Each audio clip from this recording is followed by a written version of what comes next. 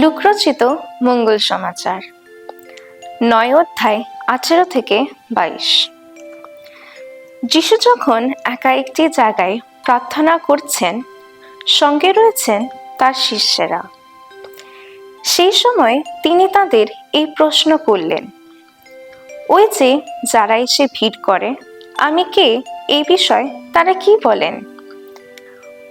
উত্তরে শিষ্যেরা বললেন, তারা কেউ বলে আপনি দীক্ষাগুরু যোহন, কেউ বলে আপনি এলিয়, আবার কেউ বলে প্রাচীনকালের কোনো প্রবক্তাই বুঝি পুনরুত্থান করেছেন। তখন যিশু তাদের বললেন, আর তোমরা, আমি কে এই বিষয়ে তোমরাই বা কি বলো? উত্তরে পিতর বললেন, আপনি ঈশ্বরের সেই খ্রিস্ট। যিশু তাদের তখন দৃঢ়ভাবে নিষেধ করে বলে দিলেন, এ কথা তারা যেন কাউকেই না জানান।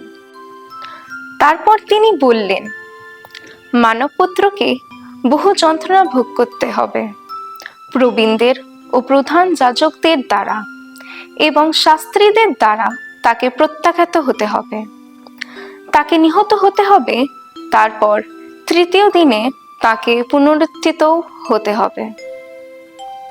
প্রভুর বাণী।